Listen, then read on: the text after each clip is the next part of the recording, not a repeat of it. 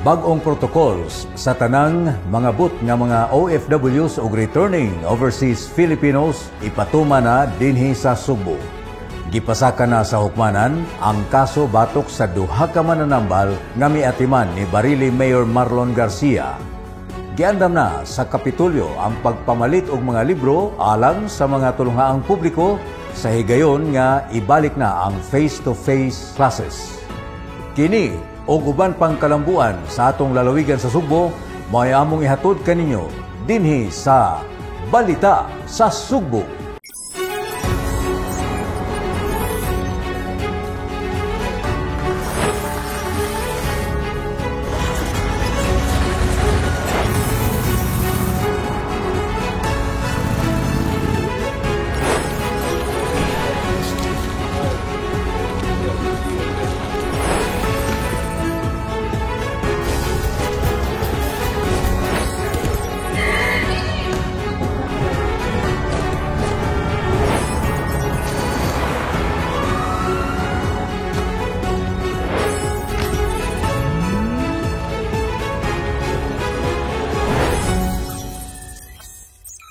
Mayong adlaw, aniya na usab ang laing hugna sa among paghatod kaninyo sa mga kalambuan ug panghitabo dinhi sa atong lalawigan sa Subo. Ako si Sam Costanilla ug kini ang Balita sa Sugbo. Naguna sa mga balita, miluwat si Gobernador Gwen Garcia og bag-ong protocols alang sa mga mangabot nga mga returning overseas Filipinos ug mga OFW dinhi sa Sugbo. Mga lumulupyo man sila o dili sa lalawigan. Ania ang gipamulong sa gobernador uban ni Undersecretary Epimaco Densing sa Department of Interior and Local Government DILG atol sa Facebook Live niadtong Huwebes. Miluwat og bag-ong memorandum si Gobernador Gwendolyn Garcia nga naglatid sa mga protocols nga sundon sa mga overseas Filipino workers kon OFWs o returning overseas Filipinos kon ROFs nga mga dili residente sa Sugbo apan moagi dinhi sa Mactan Cebu International Airport kon MCIA. Sa emergency meeting nga gipatawag ni Gobernador Garcia kauban si Department of Interior and Local Government Undersecretary Epimaco Densing ug ang laing-laing ahensya sa gobyerno nasabutan nga adunay pipila ka mga requirements nga kinahanglan kwaon sa maong mga pasahero nga moagi sa Sugbo. Mao kini ang tubag sa Sugbo sa krisis nga giatubang karon sa mga quarantine hotels nga napuno na sa 10-day mandatory quarantine nga giimposar sa IATF. Ang Sugbo aduna lang 2,500 nga mga hotel rooms alang sa mga moabot nga ROFs ug OFWs. Tungod niini, nagdesider ang Mactan Cebu International Airport nga dili lang una modawat og international flight sulod sa duha ka adlaw. Ang nahitabo, tungod kay limitado kaayo ang atong rooms. Ug kadtong uban nga nangabot dinhi nga dili from Cebu, kinahanglan nga quarantine usag na pulo ka adlaw in accordance with IATF guidelines. As of last night, we were facing a crisis. Why? Because the 2,500 rooms that were made available for OFWs and ROFs were already nearing full capacity. And for that reason, ang MCIAA nideklarar na nga musira ugma 2 days, May 14 and May 15. Ubos sa mga memorandum nga giluwatan ni Garcia ang tanang ROFs ug OFWs ipaubos og swab test sa higayon nga moabot sila sa Sugbo. Mag-istar sila sa hotel sulod sa 3 ka adlaw samtang naghuwat sa resulta. Sa higayon nga mogawas na ang negative nga test result, tugutan na silang makauli. Kadtong taga Sugbo, makauli sila nga walay dugang nga requirements nga pangayoon. Samtang kadtong mga ROFs ug OFWs nga dili taga Sugbo, human sa 3 ka adlaw, i-turn over na sila ngadto sa ilang tagsa-tagsa ka mga LGU nga ulian, kinsa maunay mo manage sa ilaha. Kadtong mga ROFs ug OFWs nga dili taga Sugbo, kinahanglan makapresentar og letter of acceptance gikan sa LGU of destination, nga ilang ipakita inig check-in sa airport sa lugar diin sila magikan. Kung wala sila niini, hayan dili sila makasakay sa ilang flight nga padung sa MCIA. Nalakip sa maong letter of acceptance nga musugot silang ipaubos sa health protocols sa ilang padulngan nga LGU. Nakalatid usab sa memorandum nga kinahanglan aduna sila ipakita nga connecting flight o ticket sa barko nga ilang sakyan human sa ilang 3 ka adlaw nga ilang pag-istar sa hotel dinhi sa Sugbo. Samtang kadtong mga OFWs, ang Overseas Workers Welfare Administration kun OWA na ang mag-atiman sa ilang sweeper flights padung sa nagkadaiyang destinasyon gawa sa Sugbo. OFWs and ROFs without the aforementioned requirements shall not be allowed entry into Cebu. OFWs and ROFs not from Cebu shall be subjected to an RT-PCR test upon their arrival, as with everyone nga moabot from any of the international flights. Upon release of a negative RT-PCR test result, said OFWs and ROFs shall stay in their hotel or in the designated holding area in the MCIA until their next flight, despite having a negative RT-PCR test result. An amendment to this would be, in my executive order, would be the requirement for a swab on the 7th day to be administered for free by the DOH for all of those for all of our returning Filipinos from Cebu, and as well as OFWs. Matod ni Garcia nga wala siya mag-discriminate sa mga dili taga Sugbo. Iyang gipasabot nga ang iyang jurisdiction alang lang sa mga Sugboanon ug dili siya manghilabot sa tagagawa sa Sugbo. Isip respetar sa gobernador o mayor sa laing local government unit, din adto manguli ang dili taga Sugbo. Please do not think nga na I am discriminating against non-Cebuanos. My jurisdiction is over Cebuanos. Gobernador ko sa Cebu. Kung unsay protocol dito sa uban nga mga local government units, I do not want to overstep my authority. So, those that are coming through Cebu but are going back to Manila, we will respect the protocols sa mga Metro Manila mayors. Sa iyang bahin, si DILG Undersecretary Epimaco Dinsing kinsa mitambong sa maong emergency meeting, nakadayeg sa estilo sa pangagamhanan dinhi sa Sugbo. Diin sabutan ug uyunan gayud sa tanang ahensya sa gobyerno ang mga pulisiya nga ipatuman ni Gobernador Garcia. Mianhi sa Sugbo si Dinsing aron makigtagbo kang Garcia ug personal siyang miuyon sa bag-ong protocols kay nakasabot siya nga innovative kini. Pinasikad sa sitwasyon sa Sugbo apan nasubay gihapon sa IATF protocols. This is a very good protocol. They are swabbing upon arrival. So tanan mo abot nga Pilipino na swab na. So kung mag-negative siya after 2 to 3 days, pwede na siya mubalik ngadto sa Davao, ngadto na niya humanon ang iyang 10 to 14 days. So innovative lang ang ilang style dire, no? Matod ni Dinsing, dili tinuod ang mga taho sa mga mantalaan nga wala mutuman si Garcia sa IATF guidelines. So I came here because of those differences, saying that the governor is quote-unquote defiant of IATF health protocols, and I've discovered that it's not, no? It's just they have an innovative way of implementing IATF national protocols, no? Kitang-gid na ko ang estilo sa iyang liderato, which is very participatory, and everybody was heard. And decisions made by the governor are all decisions which are agreed upon by all government agencies which were present this morning, no? So there's always a consensus. Paula Mendoza, Balita sa Sugbo. Sa samang balita, nakahukom ang kadakuan sa lalawigan sa Sugbo. Lakip na usab ang mga nagdumala sa Mactan Cebu International Airport nga ipatuman ang One Island Policy kalabot sa mga returning overseas Filipinos, ingon man mga overseas Filipino workers. Kini mao ang Executive Order number 17 nga gipirmahan ni Gobernador Gwen Garcia ug mao lamang ang angay nga tumanon. Ania ang taho ni Sheila Gravines.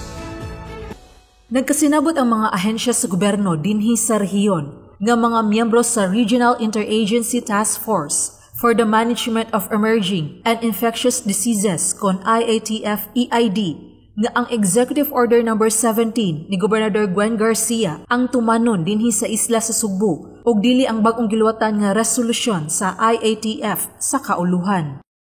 Kalabot kini sa returning overseas Filipinos kon ROFs ug overseas Filipino workers kon OFWs nga manguli nganhi sa Sugbo. Ato sa ilang emergency meeting ni adtong Lunes, Mayo 10, uban si Gobernador Gwen Garcia sa Kapitolyo, gipasabot nila ni Department of Health DOH 7 Regional Director Dr. Jaime Bernadas o DOH 7 Spokesperson Dr. Mary Jean Loreche nga usa-usab ka Chief Pathologist. Ipatuman nila ang One Island nga pulisiya sa pagswab sa ROFs o OFWs. Matod ni Bernadas, iya na usab gikonsulta ang mga leader sa Tri-Cities nga mao ang Mandaue, Lapu-Lapu ug Dakbayan sa Sugbo ug uyon sila sa maong One Island nga pulisiya.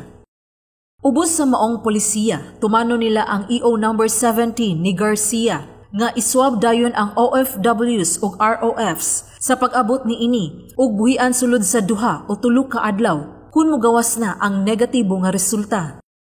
We will stick by our EO, so that means we will do the swabbing upon arrival still because we have data to support that. And then those who are from the One Cebu, they will be released the way we have been doing it already.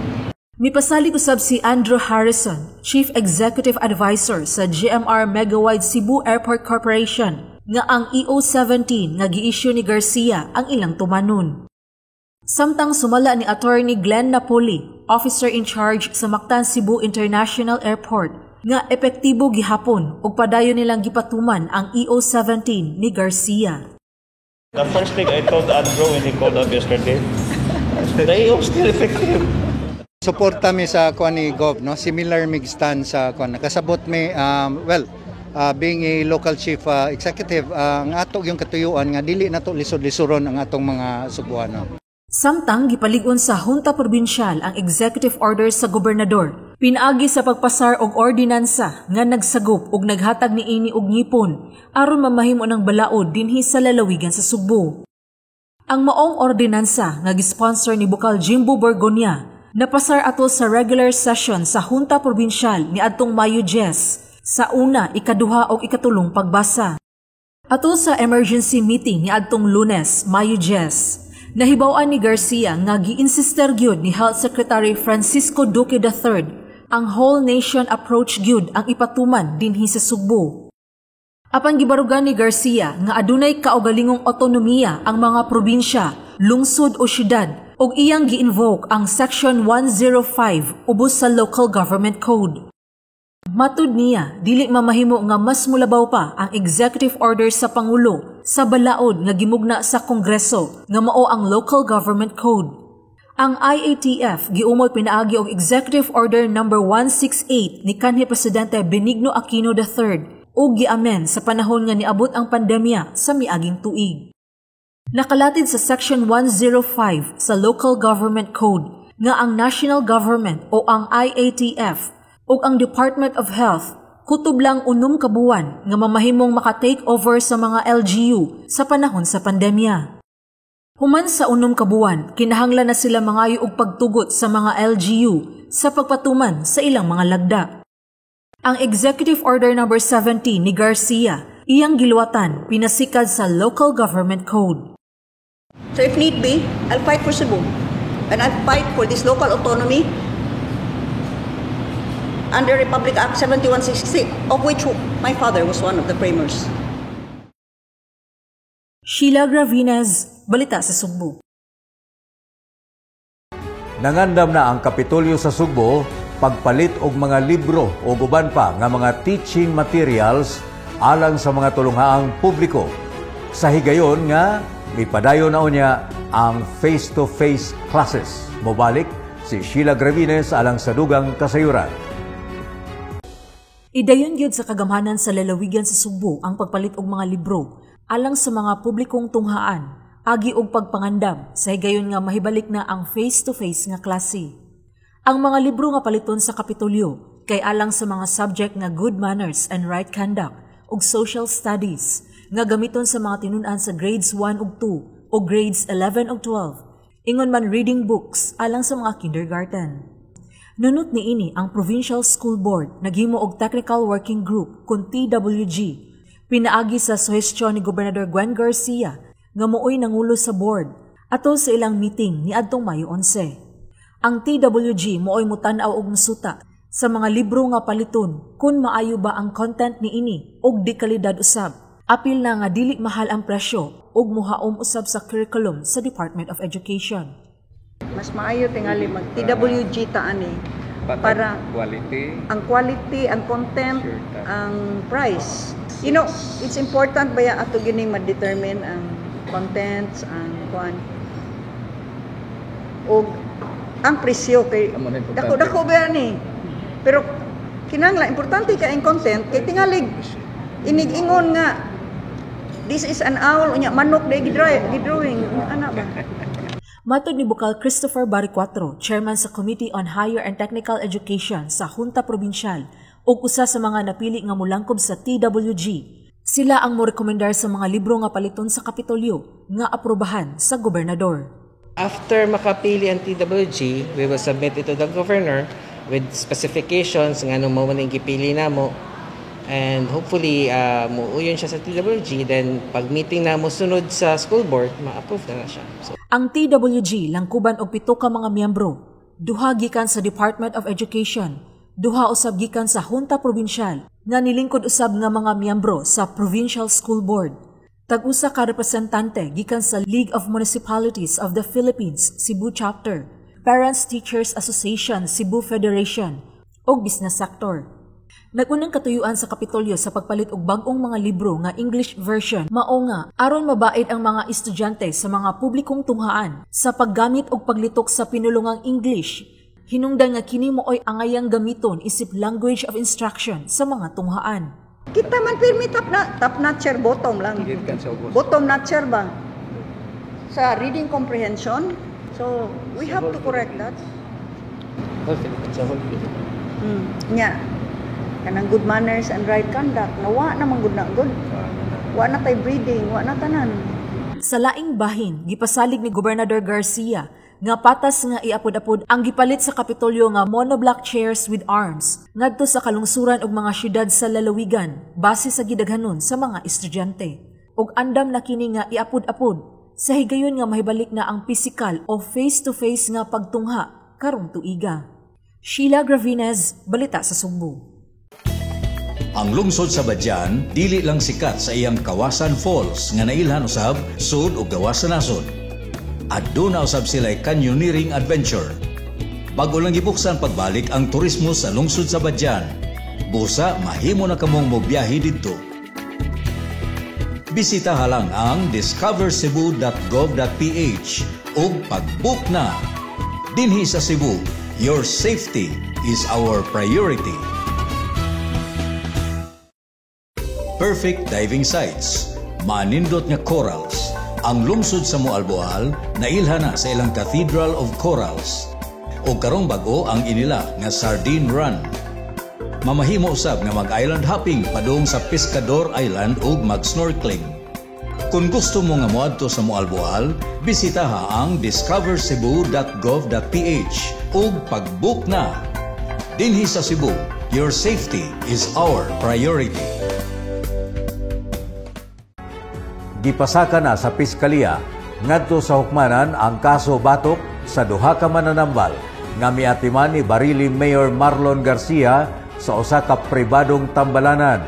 Si John Fredson Granada sa iyang taho. Gipasaka na sa piskalya ngadto sa korte ang kaso batok sa duha ka pribadong doktor sa Chongwa Hospital nga nag-atiman ni anhing Barili Mayor Marlon Garcia. Mag-atubang sila og kaso nga reckless imprudence resulting to homicide. Human nakakita ang piskalya og igong basihan nga adunay pagpabaya sa pag-atiman sa mayor didto sa sulod sa tambalanan. Ang duha ka doktor mao sila si Dr. Elfleda Hernandez, usa ka infectious disease specialist, ug Dr. Yvonne Bitina Montejo, usa ka pulmonologist nga pareho nga nagtrabaho sa Chongwa Hospital. Sila mao'y nag-atiman ni anhing Mayor Marlon kinsa na-admit sa maong tambalanan tungod sa sakit nga COVID. Apan bisa na ayo na siya sa sakit nga COVID, wala pa gihapon siya buhii sa maong tambalanan, hinungdan nga natapdan siya og laing sakit nga mao'y nakaingon sa iyang pagkamatay. Matod sa medical reports nga gisubiter sa piskalya ngadto sa korte, namatay si Mayor Marlon tungod sa septic shock nga dala sa bloodstream infection tungod sa iyang kateter nga kagaw nga iyang nakuha sa iyang ventilator ug pneumonia. Sa iyang giluwatan nga affidavit, Matod sa asawa ni Mayor Marlon Garcia nga si Jima nga walay pre-existing condition ang iyang bana, gawas sa gout, wala siya gimintinar nga tambal.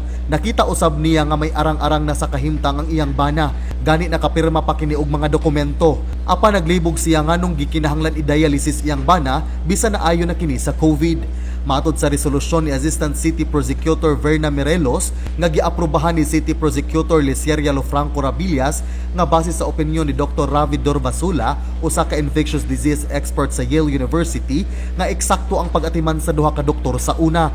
Apan dihang naayo na ang pasyente sa COVID, aduna nay lapses nga nakita sa ilang pag-atiman sa pasyente.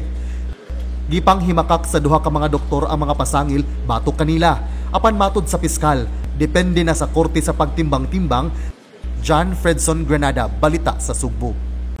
Giduaw sa Managsuong Garcia ang labing layo o labing taas nga bukirang barangay sa lungsod sa Balamban. Aniya si John Fredson Granada alang sa dugang kasayuran. Bisan ang kinatasan nga mountain barangay sa lungsod sa Balamban o kinatumyan nga dapit sa kasadpang bahin sa Sugbo, giduaw gayud ni Gobernador Gwendolyn Garcia aron tan-awon ang ilang sugbusog nursery didto. Kaniadtong Sabado, Mayo 8, tibuok adlaw gayud ang gigahin nila ni Gobernador Gwen Garcia, Deputy Speaker Pablo Jan Garcia ug mga board members sa Tercero Distrito.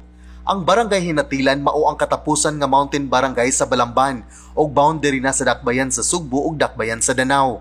Adunay 335 ka households didto ug matod ni Kapitan Eva Villamor nga ang pag-umamaoy nag-una nga panginabuhian sa mga tao didto. Naay mano dire Lunes ug Huwebes sir nga mga kuan para carbon siya itumod. So ang akong mga tao, akong mag-uuma na sir, ibaligyan nila na matag Lunes ug Huwebes ang ilang abot sa umahan para madasa carbon. Nakadaog ang barangay hinatilan sa Best Barangay Small category sa district level. Nasaksihan sa gobernador ang malafiesta nga pagpangandam sa ilang purok pinaagi sa paghimo og booth aron dinhi maipakita ang ilang pagkakugihan, pagkamamugnaon ug ang paghiusa sa mga katawhan didto.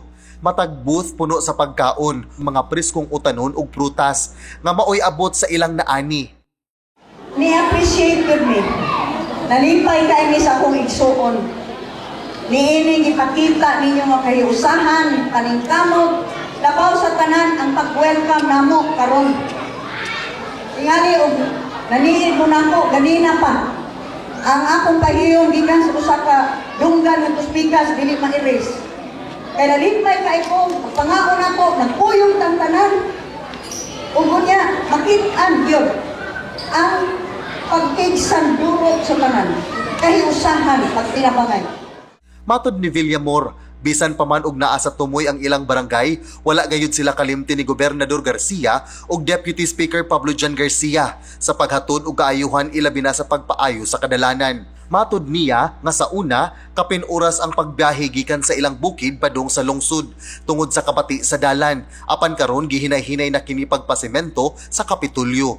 Gani aduna pa siya gipangayo nga proyekto kang Deputy Speaker Garcia nga hapit na matuman. Aduna sa time mga ginagmay nga mga pagpaayo sa mga barangay roads, concreting, gikan diha sa luka paingon dinhi o aduna sa ilain nga request si Kang Eva nako ako na tong i-approve. Kami ni Governor Gwen kanunay nga nagtukaw, kanunay gyud nga naningkamot na kaamog yung kabawsan kanang inyong pagsalig namo inaagi sa maayong serbisyo na tatak Garcia. Kung sa mga kanang tatak Garcia, dili sulti ang kabuhaton, buhat mo'y pasultion. Matod ni Gobernador Garcia nga iya gayud gigahinan og usa ka adlaw ang hinatilan kay dako ang iyang kalipay ug garbo sa ilang mga nahimo bisan pa man og layo kaayo sila ilabi na sa sugbusog nga programa nga iyang gipatuman. Tungod sa ilang pagtinabangay, gidungagan sa Magsuong Garcia ang premyo ug misaad usab si Gobernador Garcia nga iyang humanon pagpasemento ang karsada sa Purok Igam ug Butong. Sobra akong kalipay sir, labi na siyang pagtubag sa among hangyo nga yan simintohon ang karsada. Ako mga tao sir, sobrang kalipay ana nga naman, dili na sila mag-agi sa lisod sir. Nya, rain or shine, nindot among dalan, dili may mahadlok nang moagi. John Fredson Granada, Balita sa Sugbo.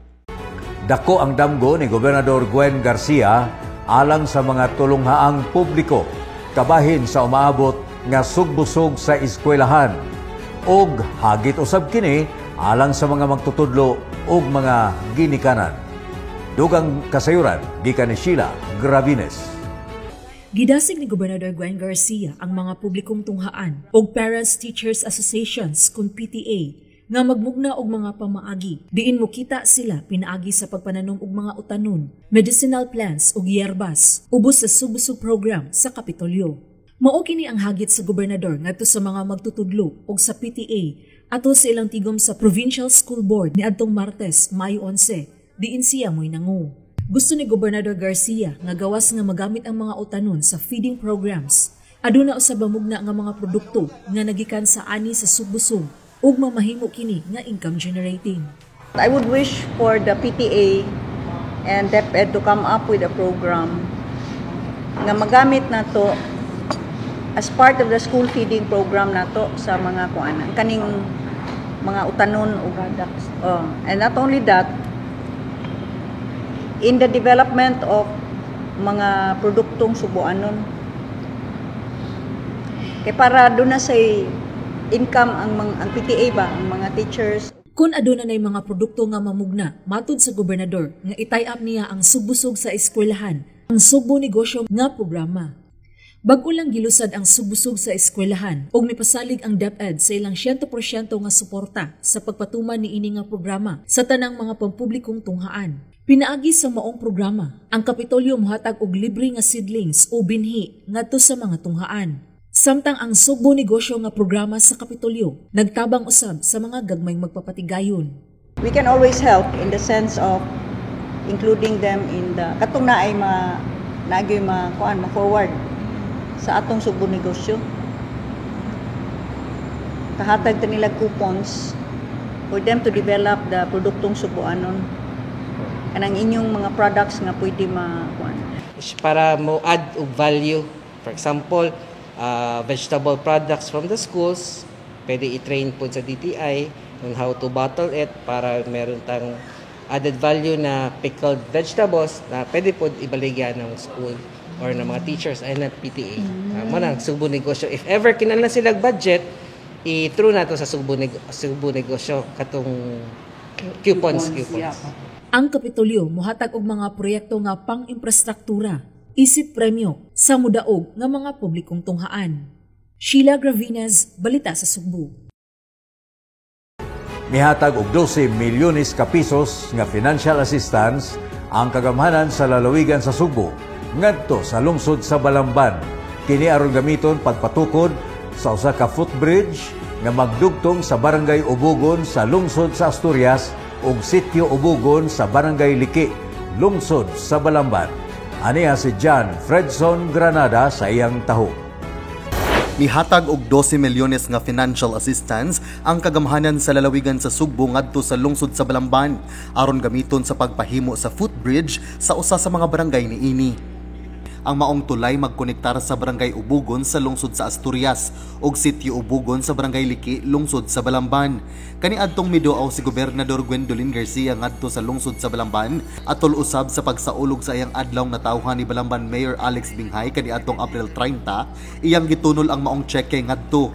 Kung musugot ka, di ay cheque gikan sa Cebu Provincial Government alang sa tulay nga mokonektar sa Ubugon o Asturias o Ubugon, Sitio Ubugon, Liki sa Balamban, di ay cheque para sa maong nga tulay nga kantidad 12 billion pesos. Dako ang pasalamat sa mayor ngadto sa gobernador kay dako gayud ang ikatabang sa maong footbridge nga magkonektar sa lungsod sa Balamban ug Asturias. Ilabi na kay adunay mga taga Asturias nga anha magtungha sa National High School sa Barangay Liki sa lungsod sa Balamban. Mauusab kini ang giingong kinadak-an nga sapa dinhi sa lalawigan sa Sugbo. Kining maong tulay sa panahon sa tingbaha ng mga estudyante in town gikan sa kananang Ubugon nga mag-eskwela dito sa high school sa Balamban, yung taon makalabang. Kunya ikaduha, kung mupugos yung labang, peligro yung kaayo para sila kinabuhi. Una na nangayo ko sa atong provincial governor og funding hinaut unta nga makasulbar ni sa maong problema, no? Ni anang adlaw gitan-aw usab sa gobernador ang municipal nursery sa maong lungsod. Uban sa balita ni Sheila Gravinez, kini si John Fredson Granada, balita sa Sugbo. Tanawa kining mga sugbusog gardens ug nurseries didto sa ikatulong distrito ning lalawigan sa Sugbo nga bag-o lang giduaw ni Gobernador Gwen Garcia ug ni Deputy Speaker Pablo Jan Garcia. Anay dugang taho ni Sheila Gravinez. Human niya gisuroy ang lain nga distrito. Ang tersyero distrito na usab ang gisuroy ni Gobernador Gwendolyn Garcia aron tan-awon ang ilang mga mananaog sa sugbusog competition sa backyard gardening ug sa containerized gardening. Nakita ni Gobernador Garcia nga ang panaghiusa sa mga miyembro sa mga purok ug sa kabarangayan maoy gipasigarbo sa mga mananaog sa district level evaluation didto sa tersyero distrito. Usa sa mga nursery nga giadto sa gobernador kauban ni Deputy Speaker Pablo Jan Garcia mao ang barangay Mantalungon sa lungsod sa Barili. Nakadaog kini nga best barangay ubos sa medium category. Matud ni Kapitan Norman Anore, ang ilang nursery kanhi kasagbutan lang. Ila kining gidevelop paghatag ni Gobernador Garcia sa pondo sa pagpatukod og nurseries sa mga barangay. Ang ilang nursery na porma pinaagi sa pagtinabangay sa tanang sektor sa ilang barangay gikan sa mga opisyales, senior citizens ug mga kabatan-unan. Sama niining gitamnan nga mga gipintalan nga ligid nga gidonate gikan sa usa ka tag-iya og merchandise store. Ya gani karon kini mga product di karon abot ni atong mga individual na to nga mga nananomba sa ilang backyard nga maybe ako na silang encourage tanan per household nga nanagid sila backyard gardening. Apil na siya puro clearance nga kinahanglan na agid siya tanom dito sa iyang balay. Gusto sa mila nga mahimo nga tourism destination ang ilang nursery aron tanan mahimong makabisita. Ang ato number one purpose dire nga mahimo ni siya nga agritourism destination sa mga tao. Not only for kuan lang karon nga para sa sugbusog program but do na gitay tumo nga mahimong mabisita. Tagani daghanang nibisita dire. Samtang kining nursery sa Purok Orchids, Barangay Lamak, lungsod sa Pinamungahan.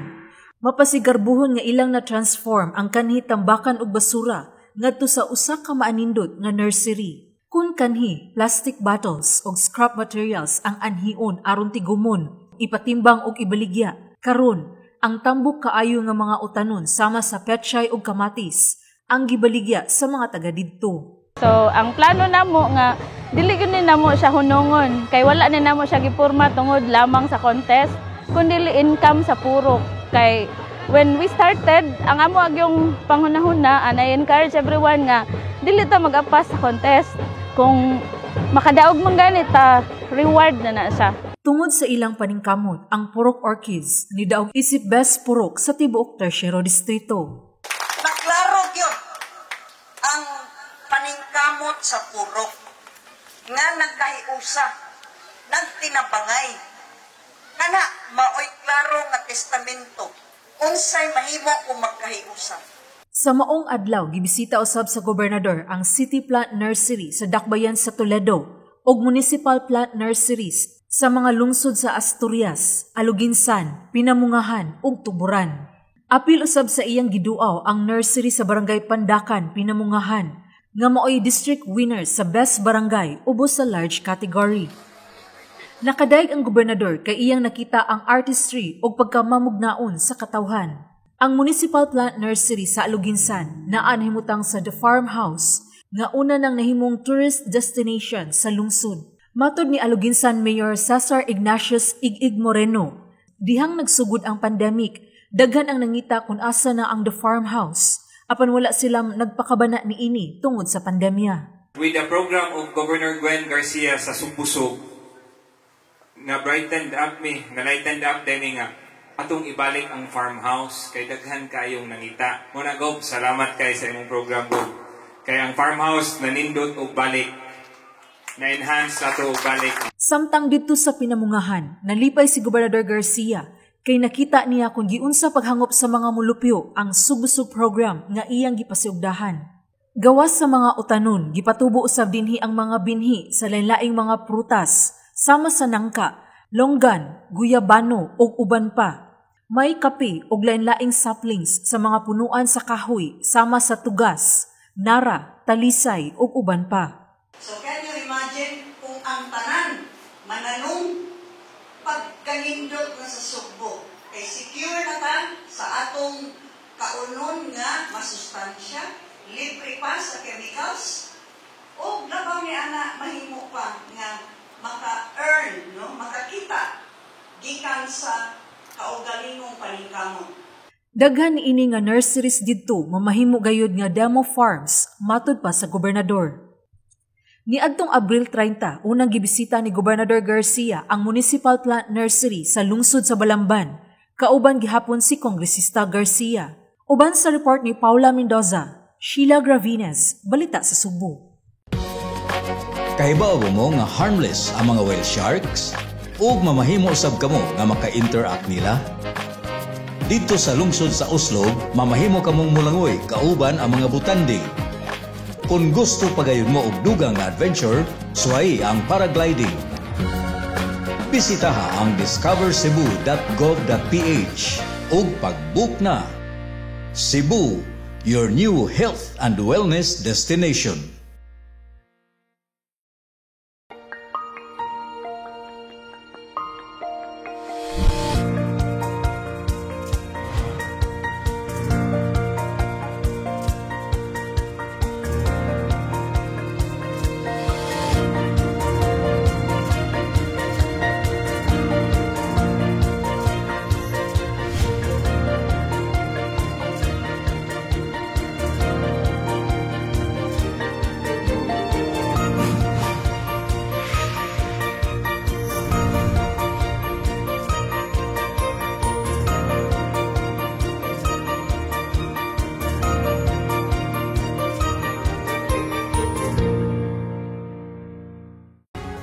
Gihatagan og ngipon sa Junta Provincial ang Executive Order No. 17 ni Gobernador Gwen Garcia kabahin sa manguli nga overseas Filipino workers ingon man returning overseas Filipinos dinhi sa Sugbo. Si Sheila Gravines adunay dugang taho. Gihatagan og ngipon sa Junta Provincial ang Executive Order No. 17 ni Governor Gwendolyn Garcia kabahin sa manguli nga overseas Filipino workers kon OFWs o returning overseas Filipinos kon ROFs dinhi sa probinsya sa Sugbo. Ang maong executive order nagkanayon nga ang mga Sugboanon nga OFWs o ROFs nga manguli sa probinsya sa Sugbo iswab sa higayon nga moabot sila sa airport. Dili na sila ipaubos og napo hangtod sa 14 ka adlaw nga quarantine kay buhian dayon sila sulod sa 3 ka adlaw kung negatibo ang ilang resulta sa RT-PCR test. Ang maong executive order usab maoy gituman karon sa Department of Health, Bureau of Quarantine, Overseas Workers Welfare Administration kon OWA ug sa Mactan Cebu International Airport Authority alang sa mga manguli padung sa dakbayan sa Sugbo, Lapu-Lapu ug Mandaue aron ipatuman ang One Island Policy. Ato sa ilang regular session sa Junta Provincial niadtong Mayo 10, gipasar sa una, ikaduha, ikatulo ug katapusang pagbasa ang ordinansa nga gipanday ni Bukal John Ismael Jimbo Borgonia. Matod ni Borgonia, misuwat si Governor Garcia ngadto sa Junta Provincial nga nag-certify urgent ang pagpasar sa maong ordinansa human nga gi-insister sa National Interagency Task Force kon IATF nga ipatuman ang whole of nation nga pulisiya ug dili ang EO17 sa gobernador. Ubos sa whole of nation nga pulisiya, ipaubos una og napo kaadlaw nga quarantine ug anha na iswab sa ikapito nga adlaw. Apan wala makauyon niini si Garcia kay gawas nga dako na ang gasto sa pag-hotel quarantine. Dako usab ang makibha nga oras nga ikakuyog na unta ang ilang pamilya. Kun mugawas nga negative test result sa RT-PCR, tugutan na nga mauli sa ilang tagsa-tagsa ka LGUs o wala na laing requirements ang pangayuon pa. Apan kung positibo sa COVID-19 ang test, anha na sila i-quarantine. Matod ni Borgonia, wala hinoy penal clause ang maong ordinansa o gipasar kini aron mamahimo ng permanente nga balao dinhi sa probinsya ang executive order sa gobernador. Dihimo lang yung ordinansa instead of EO para mas na may permanency then para na sa ngipon pod no. So in support sa executive order sa ato ang governor. Ato agad it makes sense magud nga igabot testing dayon dito para makasave og oras nya makasave sad ang gobyerno nga di na sila magdugay pa og quarantine pa. Sheila Gravinez, Balita sa Sugbo. Himuo na nga tourism airport ang Bantayan Island Airport aron makalihok kini isip usa ka commercial airport nga makapatugpa og mga dagkong commercial aircraft. Dugang kasayuran gikan ni John Fredson Granada. Mahimo na unya nga commercial tourism airport ang Bantayan Island Airport nga anaa nahimutang sa lungsod sa Santa Fe aron makadawat na kini og dagko nga commercial flights sa mga turista nga buot moadto didto. Maayong balita kini alang sa mga taga-isla sa Bantayan kay dako ang ikatabang niini sa ilang turismo ug alang sa mga turista nga buot moadto sa isla kay dili na taas ang ilang biyahion unya. Mao kini ang nahukman sa Mactan Cebu International Airport Authority Board of Directors atol sa ilang board meeting kaniadtong Huwebes, Mayo 6 nga gipanguluhan ni Secretary Arturo Togade sa Department of Transportation isip chairman of the board. Si Togade mibisita dinhi sa Sugbo aron mag-inagura og mag-inspeksyon og pipila ka mga proyekto nga adunay kalabutan ang DOTR. Mipasar ang MCIAA board og pipila ka mga resolusyon nga nagkanayon nga i-upgrade ang Bantayan Island Airport pinaagi sa pagpalapad sa kasamtangan ni ini nga runway gikan sa 18 metros ngadto sa standard nga 30 metros alang sa commercial airport. Nahibaw-an ni Togade gikan sa MCIAA Engineering Department nga gihimo lang nga 18 metros ang gilapdon sa runway sa Bantayan Island Airport tungod kay community airport lang kini. Atol sa press conference human sa MCIAA board meeting, gipasabot ni Togade nga kinahanglan na i-upgrade ang maong airport aron makatubag kini sa demand sa Bantayan Island nga dagsaon na sa mga turista. Sa iyang bahin, matod ni Gobernador Gwendolyn Garcia, kinsa maoy miproponer sa resolusyon aron i-upgrade ang airport nga dako ang impact niini alang sa isla sa Bantayan kay usa kini sa mga dagkong tourism destinations dinhi sa Sugbo. Obviously, the need of Bantayan Island is not for a community airport, being a tourist destination in itself. We have so many beautiful resorts, beautiful beaches, and in fact, ngayon pa lang, ang dami-dami nang pumupunta doon. Think of what it can do when we cut travel time because we will already have regularly scheduled flights to Bantayan once it's upgraded into a tourism airport. I do believe that this will happen. Matod ni Togade, mutabang ang DOTR pagpangita og pundo nga igasto sa pag-upgrade sa maong airport. Gipasalig ni Togade ilang paningwahaon nga mahuman ang maong plano pag-upgrade atol sa first quarter sa sunod tuig. Yung pag-improve ng classification ng Airport Bantayan from community to a tourism airport ma-achieve by January or first quarter of next year. Not only potential in terms of tourism because it is already there. It is established that it is one of our top tourist destinations. There is a motion to upgrade the Bantayan Airport from a community airport to a tourism-dictated airport. There is a motion. Second. There is a second. There is a motion, duly seconded. Is there any objection, even opinions from the people in attendance, in virtual attendance? Meron ho bang objection yan? No. Kung wala pong objection, then we are agreed to upgrade the category of the Bantayan Airport from a community airport to a tourism airport. Sa pagkakaron, ang Bantayan Airport modawat na og gagmay pa lang nga chartered flights ug dili pa kini modawat og dagko nga commercial flights tungod sa kakuwang sa gilapdon sa runway. Gipasabot ni Garcia nga aduna nay commercial airline nga gustong mobiyahe ngadto sa isla sa Bantayan sa higayon nga mo upgrade na kini. Matod ni Secretary Michael Dino, dili lang flights gikan sa Mactan Airport ang mobiyahe ngadto sa Bantayan Island Airport apan apil na gihapon ang gikan sa laing probinsya nga magdala og turista ngadto sa isla. The flights will not just be from Cebu to Bantayan. There will be flights from Manila to Bantayan. So ang accessibility, more tourists to come sa Bantayan. John Fredson Granada, Balita sa Sugbo. Mga ahensya sa kagamhanan nakighiusa sa lalawigan sa Sugbo sa paghatod og mga serbisyo ngadto sa katawhan, bag-o lang mikuyog ang Department of Agriculture. Ingon man Department of Social Welfare and Development Office sa pagsuroy-suroy ni Gobernador Gwen Garcia sa kalungsuran. Ato karong tanawon kining taho ni John Fredson Granada. Kahibaw ba mo nga gipakyaw sa mga taga-isla sa Camotes ang unom sa 7 ka mga awards sa Sugbusog program sa tibuok 5 distrito? Human sa district level evaluation sa ikaduha nga round sa Sugbusog Gardening Contest, nakuha sa mga taga-isla sa Camotes ang Best Household Containerized Backyard category, Best Barangay Small, Medium ug Large category, Best Purok Backyard ug Containerized category.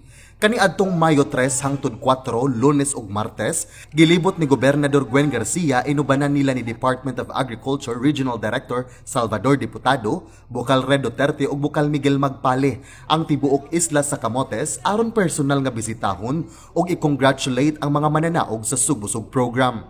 Una nilang giadto ang panimay ni Renato Garrido didto sa Barangay Sunog, lungsod sa San Francisco, kinsa napili isip mananaog sa Best Household Backyard category. Nahimong inspirasyon sa ilang barangay ang nursery ni Garrido tungod kay bisan o gamay lang ang luna sa iyang nataran apan puno sa mga utanon ang iyang garden. Aduna pay binuhing manok ug kanding. Matud ni Garrido nga kapina sa 71 kilos ang iyang na-harvest ug nabaligya nga upo. So kompleto. Mao nang ni daog kay naa ang tanan natong gipangita sa atong grading system. Congratulations gyud Renato, Marina, congratulations kay maka-inspire gyud kaayo. Ako na-inspire gyud ko, nakaingon gyud ko honestly ha, tinuoray gyud ni sa hilong niingon ko salamat Ginoo. Salamat gyud nga sa makausap pa gipamatud-an na sad nga anay gyud ikapasigarbo ang Subuanon. Anay nga himuong sumbanan. Duha ka awards ang nadawat sa Barangay Kansabusab. Kini mao ang Best Barangay Plant Nursery Small category, samtang ang ilang purok na tapad lang sa ilang barangay nursery ang Purok Fire Tree na himuusab nga Best Purok Backyard category. Dito sa ilang nursery, gitilawan gayud ni Attorney Diputado ug ni Kongresista Duke Frasco ang ilang presko nga kamatis nga gikan pa sa punuan. Tungod kay organic man ang maong garden, wala kini mga sagol nga chemical nga pesticides, mao nga luwas kini kaunon. Samtang ang panimalay ni Carmencita Estremos nga anaa sa Bukirang Barangay sa Villahermosa, lungsod sa Tudela, nakadaog nga Best Household Containerized category. Gipasigarbo gayud sa lungsod sa Tudela si Carmencita. Samtang sa samang adlaw, nilabang si Garcia ngadto sa lungsod sa Pilar aron bisitahon ang municipal winner Best Purok Containerized category. Mo ni siyang tuba, mo nilang gigamit nga pesticides aron dili malata or kanon sa mananap ang ilang upo. Iya usab gi-inspeksyon ang Best Barangay Small category, municipal winner nga mao ang Barangay Esperanza. 238 na ka mga panimalay ang ilang naapod-apuran ug mga seedlings. Kung mag-distribute na mo, himo na to na nga usa ka community project. Magdungan tagtanom tanan. Kay ang mahitabo god og inyong itagsa-tagsa, ang uban mo tanom, ang uban di ipupunduro na di askilid hangtod mamatay. Unya, og ang himuon ninyo ng community project, nakaplano mo og asang dapita itanom. Matud ni DA Regional Director Salvador Diputado nga mintras wala pa'y klarong tambal sa COVID-19, dublihon ang kakugi sa mga katawan sa pagpananom. Wa ta kahibaw unsay tambal sa COVID. Mao na nga atong sigurohon ang atong tiyan hustog kiktaon. Kay mao ra nay atong panagang strong resistance haron di ta magka-COVID. John Fredson Granada, Balita sa Sugbo. Kahibaw mo nga ang canyoneering inila nga sport didto sa laing nasod, sa Europa ug sa Amerika, apan di na mo kinahanglan pang mo palayo kay aduna nay canyoneering dinhi sa ato. Kung kamo mahiligon og adventure nga duol sa kalikupan o Mother Nature, suhayin ninyo ang canyoneering sa lungsod sa Alegria. Bisitaha ang discovercebu.gov.ph ug pag-book na. Dinhi lang sa Cebu ang inyong bag-o nga health and wellness destination. Ang Lake Danao sa lungsod sa San Francisco, Buho Rock Resort sa lungsod sa Poro, ang maanindot nga White Sand Beach sa Santiago Bay ug ang Bukilat Cave sa lungsod sa Tudela. Pipila lang kini sa mga dapit nga kinahanglan gayud nimong sutaon dito sa Isla sa Camotes. Bisitaha ang discovercebu.gov.ph ug pag-book na. Cebu, ang bag-o nga health and wellness destination. Mao kadto ang mga kalambuan gikan sa Kapitulyo sa Subo nining simanaha hangtod sa sunod higayon. Ako gihapon si Sam Costanilla. Mabuhi ka Subo. Mabuhi kitang tanang Subuano.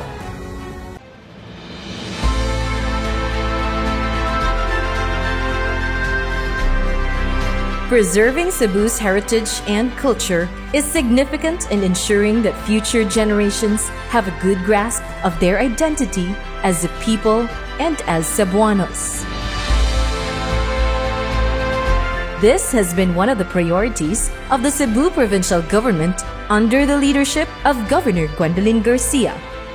That is why, upon her return to the capital on July 1st, 2019, Garcia revived all programs on culture, heritage, and the arts, which she started during her first 3 terms as governor.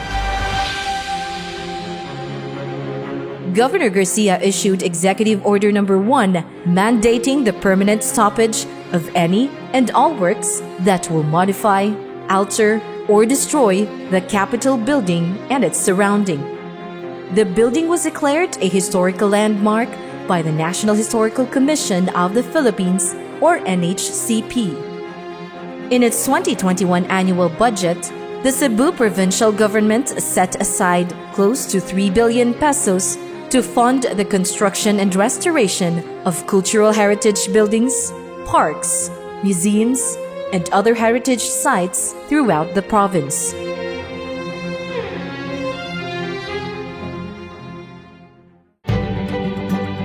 The capital's flagship program in tourism, dubbed the Suri-Suri Sugbo, which started during Garcia's first 3 terms as governor, has not only showcased the beautiful scenic spots of each municipality and city in Cebu province, but has also ignited the people's interest in Cebuano culture and heritage, most of which are influenced by the Spanish occupation.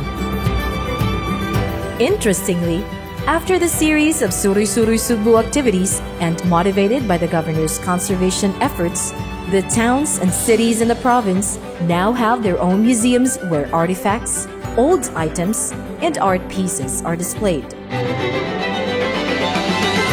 Another initiative of Governor Garcia that aims to promote Cebuano heritage and culture is the staging of the Pasigarbo sa Sugbo, or the Festival of Festivals. The festival not only showcases the vibrant and multifaceted culture of Cebu's 44 towns and 6 component cities through dances, songs, and rhymes, but it also pays homage to the patron saints in each and every locality. They too have their story that dates back to the Spanish era. Aside from being a beautiful island, Cebu is also home to a religious people. With its rich heritage and culture, this island province is one big museum in itself. As Spain and the Philippines celebrate 500 years of ties and the arrival of Christianity in the archipelago, it is important to look back at the things that define this relationship and find relevance and common meaning from this crucial moment in world history. As the country started launching activities to commemorate this quincentenary celebration, Cebu Province is proud to be part of the inauguration of the Philippine Quincentennial Museum at the Museo Sugbo, which is in line with the governor's thrust to also promote history.